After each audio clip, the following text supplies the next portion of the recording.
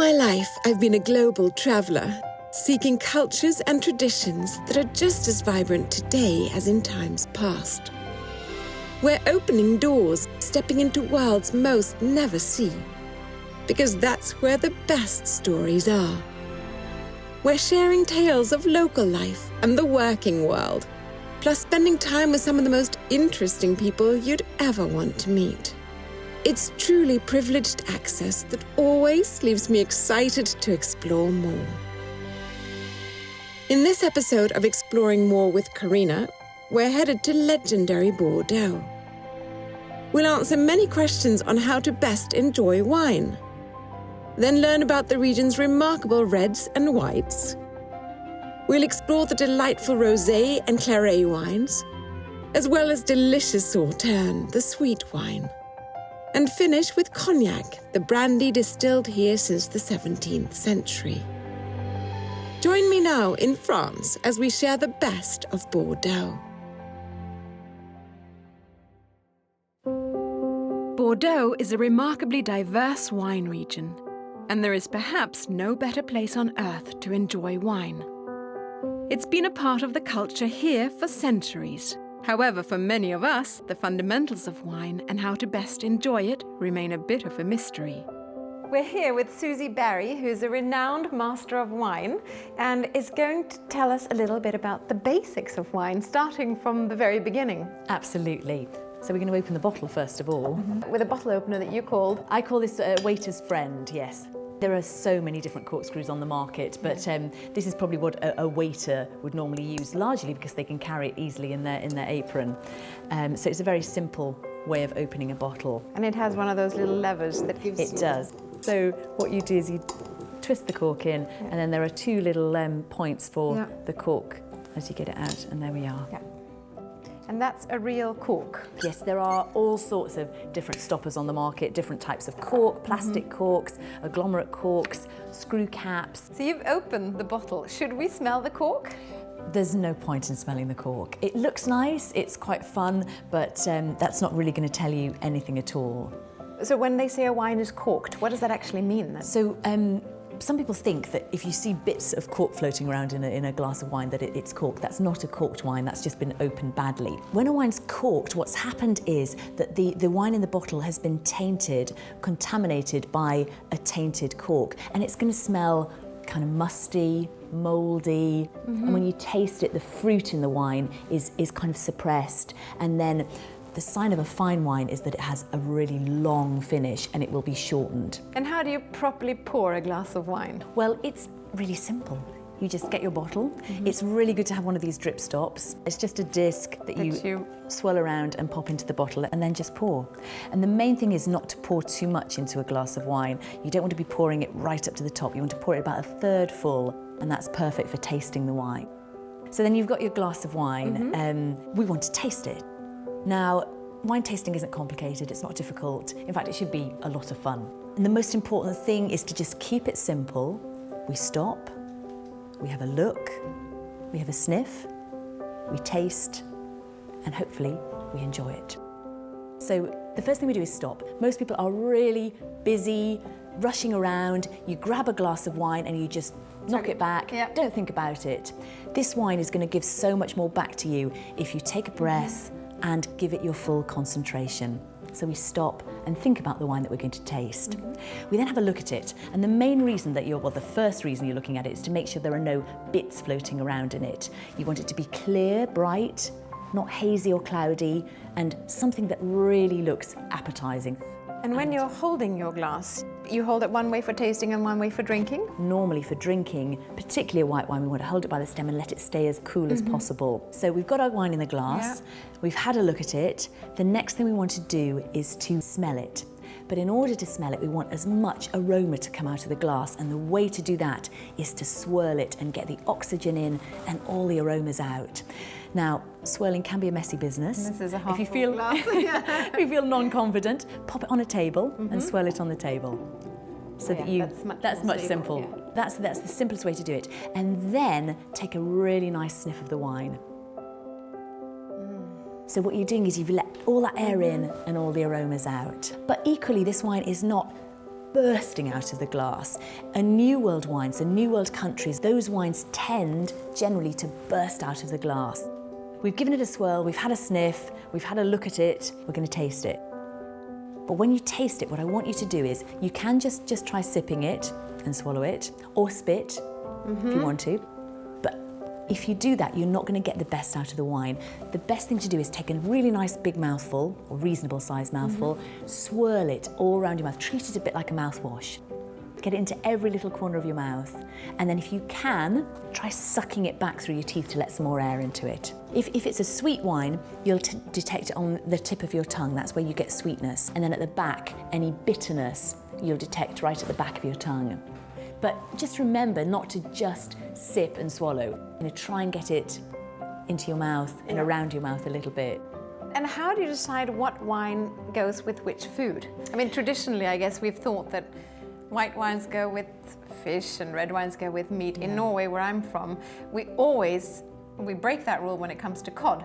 We always have red wine with fish. But is that sort of, are there rules? I think I would say there are no hard and fast rules. What you need to do is to keep an open mind and to be prepared to experiment. It's so important to try different things with different foods with different wines. But there are a few rules that you could think about, a few tips that you could bear in mind. And the first one is to do, it's food and wine, think flavour and weight. So flavour is very different to weight. Flavour is, you might have something that's very lightweight, something like maybe fresh ginger or green peppers, but they've got masses of flavour. Equally, something with lots of weight, in terms of food that might be boiled rice or potatoes, very heavy, but they're not actually very flavoursome. So what we're looking for in a wine is that it's going to match, in terms of weight and flavour, the food. So for example, you've got a big meaty beef casserole, lots of flavour. You want a good, big, chunky red wine, maybe a Barossa Shiraz or a Sauternes du Pape. If you've got fish, so something like your cod, yes, have it with red wine, but you probably don't want to be drinking it with a Barossa Shiraz. You probably want a nice light Gamay or Pinot Noir, something gentle, soft, maybe something that can be served slightly cool as well. And spicy foods like Indian and Chinese. Spicy suit a bit of sugar. The great thing about sugar is it will temper the spice. So if you are having not heavily spiced food, that's just difficult generally to match to any wine.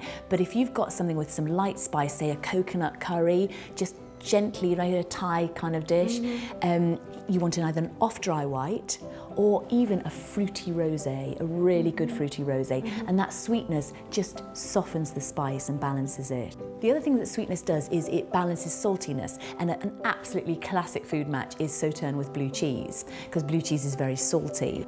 The other thing to think about with sweetness in wine is you then need good acidity in the wine as well, because otherwise the wine is going to seem cloying. There are certain food and wine matchings that are just classics, Rioja and lamb, Sancerre and goat's cheese, and as we've said, Sauternes and blue cheese. Yes. And what are the ideal storage conditions for wine? Well, the ideal storage condition for any bottle of wine really would be somewhere dark, cool, something about sort of 10 to 13 degrees C or 50 to 55 degrees Fahrenheit is perfect. But anything between about 7 and 18, so 45 to 65 degrees Fahrenheit, is absolutely fine as long as it stays constant. How do you choose the right wine? It's really difficult. I mean, a lot of people do go on the label and, sometimes you have nothing more to go on. I think what you've got to try and do is build up your own bank of knowledge about wines. At the end of the day, it's not about what I like, it's about what you like. So once you know your own personal taste, you can start then experimenting within countries and grape varieties. But I think, so many people, the only thing they have to go on is the label. Yes. And that's absolutely fine. Why not choose a wine that you think looks nice? Yes. It may well taste delicious as well. Bordeaux consistently delivers some of the world's best red and white wines, with the reds being perennial favourites. Here, the most prestigious wines take years of aging to be ready, and younger wines must be handled with care. we have opened a bottle of the vintage 2007, which is still a little young for Margaux, for Médoc Grand Cru Classé. We usually advise you to wait 10 years before you open a bottle. So for those young wines, we would recommend you to decant. And ideally for a young wine, we would use a decanter which has a very flat base. So there will be a maximum of surface of wine in contact with the oxygen. I thought that you only decanted really old wines. Yes, you would decant old wines, but then you would use a different shape decanter, a high one, and you would decant just 15 or 20 minutes before serving. For the old ones? Yes. Young wine you would want to oxygenate. So you take this flat base and let's say 2 or 3 hours before service, you would open the bottle and pour it very gently, very slowly, yes, in the decanter. You see the wine is flowing all around the glass and that gives the maximum oxygenation because there's a large surface of wine in contact with the air. With air. So we've now let it oxygenate. Yes. Do we shake it or then we just let it stand? No, I think it's better we do that in the glass. You see here it's a universal size glass. It could be used for white or red, but there's this little break here, so there is again a maximum of surface of wine in contact with the air.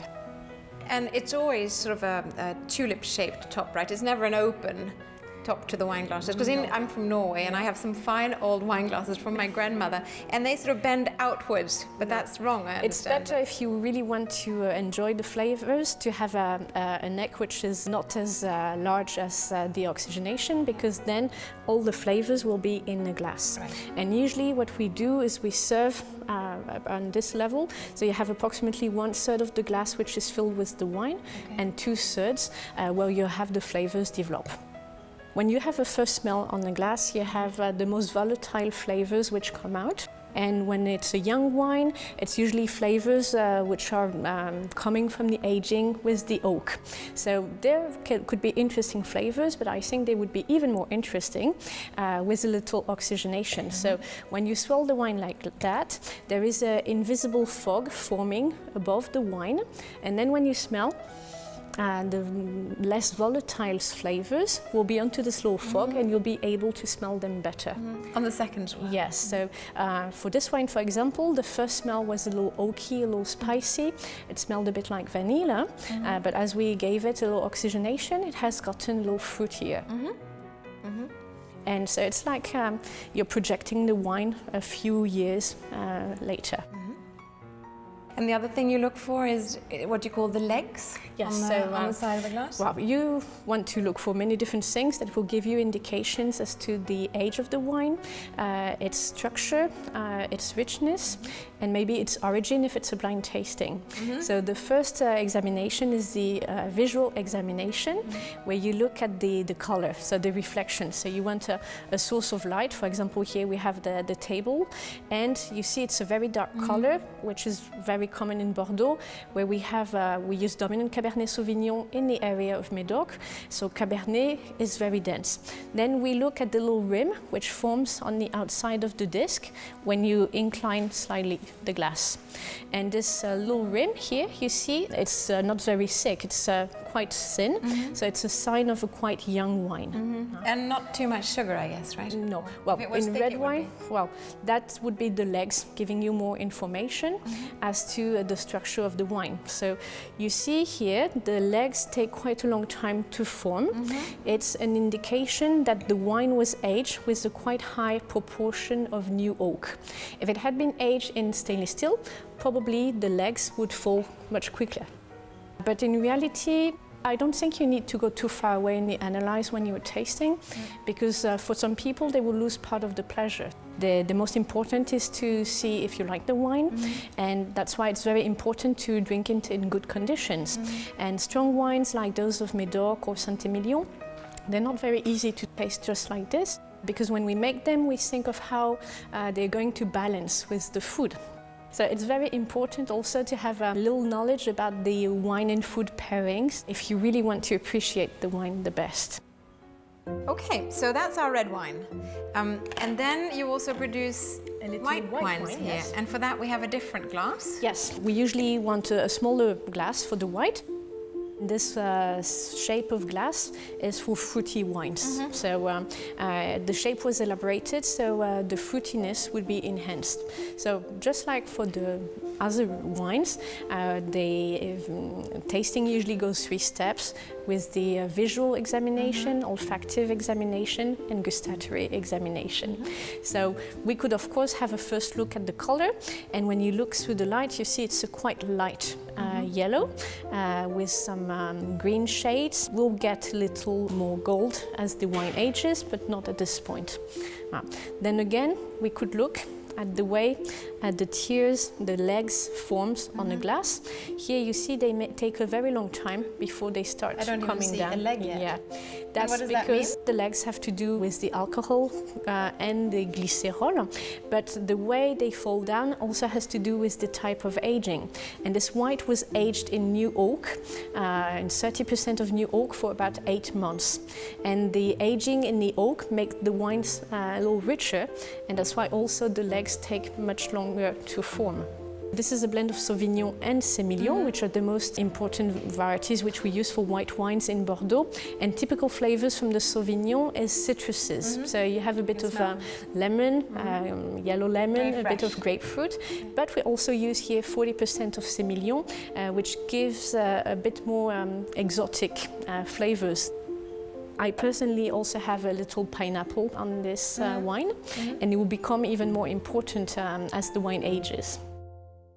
In addition to Bordeaux's main wines, there are also lovely, lesser-known, lighter wine types, a couple of which might just make your favourites list. I just discovered a new wine the other day, and it's called Clairet. Clairet, yeah. Clairet. And it's not quite a claret as people know it in the UK. What is a Clairet? Clairet is a light red wine, in fact, and this has got to do with the process.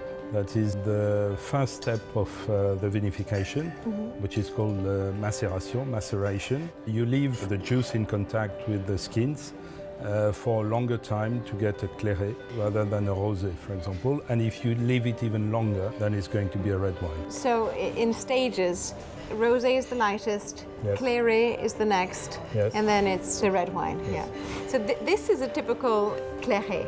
It is. Yeah, Clairets have been around for a long time. It's not a new Yes. wine at all, right? No. It's a very classic wine from Bordeaux. And how do you drink it? With when and with what type of foods? You drink it with usually more during the summer, of course, but you can drink it all along the year. You drink it with barbecue, with salads. Usually it's picnics. You know, it's more outside wine rather than winter wine. It's a lighter red, but it's not quite as light as rosé. So let's move on to the rosé then. Rosé in Bordeaux is made with red grapes, mainly with Merlot, Cabernet Sauvignon. Usually it's a blend, like every Bordeaux wine. So let's have a taste of this rosé. You look for the color, Yeah? so you can see when you look at this one that it's a young Very wine light. because the color is very light. This is lighter than the traditional rosé that I'm used to, at least. À votre santé. À votre santé. Cheers. Cheers. For an entirely different type of taste, there's nothing quite like the wines of Sauternes, which come from grapes that have been exposed longer to the elements of nature. What is it in the process of making Sauternes wine that makes it sweet? It's a mold called botrytis. This mold is able to attack the normal healthy fruit, and it's only on the skins, and it's never inside the berry itself. With that transformation, then the skin is permeable, and with the good sunshine on the afternoon, then the water is evaporating from the pulp, and it concentrates, and it makes it so sweet inside that the mold cannot grow anymore because it's too sweet, too much osmotic pressure, and it's like on honey, nothing can grow, the same idea. So is the mold attacks naturally, or you make it happen? And that's the reason why Sauternes is a good region for sweet wine is it attacks naturally. When everything goes right, it starts mid-late September, when the berry is naturally sweet already. So the grape has now been attacked by the mold? Yes, and actually the berry is alive, and the berry trying to defend, to react to this invasion. And the result of this fight is a big increase. We could say it's not increase, it's an amplification of the quantity of potential aroma in the grapes. At the end of the war, the shrunk berry is 100 times richer in aroma than a regular berry of the same grape. And by this time it looks like a rotten raisin or something, Yes, is it? yes, it's good. It looks like more, I would say, a raisin with rather bluish, brownish bluish color rather than the regular brown color of the raisin. So should we talk a bit about the bottle? Because the bottle is always white and clear, right? It's the way to make the difference most of the time. It's not 100%, but most of the time the Sauternes bottle is an extra white bottle. Yeah. It means it's really transparent. Yes. It has no greenish effect. It's really completely white. And is that to show off this beautiful golden color? Yes, it's to show the genuine color. It's the same quality of a glass used for expensive cognacs. Yeah, so okay. The same Probably idea. for the same reason, right? For the same reason. So it's to show something precious. This wine ages very well. Yeah. A good Sauternes is 50 years, no problem. And it's really a wine we do enjoy in France on special occasion with a small group of very dear friends or close member of your family, because this feeling of something precious goes with the quality and the depth of the connection, the relation you have with people. And to call it a dessert wine, because I know you drink it also with foie gras. Yes, a dessert wine. It comes from actually the British culture, where British people drink a lot of wine and they still want to drink for dessert. What we do in France is we have it as an aperitif, because before anything, before the meal starts. Because it's very convenient, because it has a very strong relaxing effect, like a glass of whiskey, but not so much alcohol. And by the way, it will calm down your appetite, because you will have a lot of sugar that will go straight to your blood and send a strong message to your body that you shouldn't rush too much on crackers and aperitif stuff before the meal is really actually starting. But you really have to taste the wine. You have a very strong flavor of candied grapefruit, passion fruit, pineapple, that will stay on your palate, on your tongue forever. Because this wine is not only sweet, but very concentrated, very intense in flavor. It's a lot of information, those intense flavor. You have a lot of concentration, so it kind of distracts your brain for any other information. It seemed to entertain the whole palate when I took my sip now. So, in order to choose a proper food, you have to choose some food that is very strong in flavor at all. Otherwise, it will disappear with these so intense wines. You can be audacious in your choice of food and wine matching with food that would destroy other wines because they are too intense. So strong seafood, spicy food, curries, for example, Thai food, Sauternes I would food. never ever have it's thought to really combine the new fashion to enjoy those wines.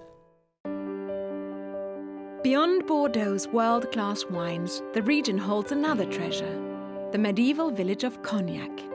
Since the 17th century, the world's best brandies have been painstakingly distilled and aged here to extract the very best from the Ugni Blanc grapes.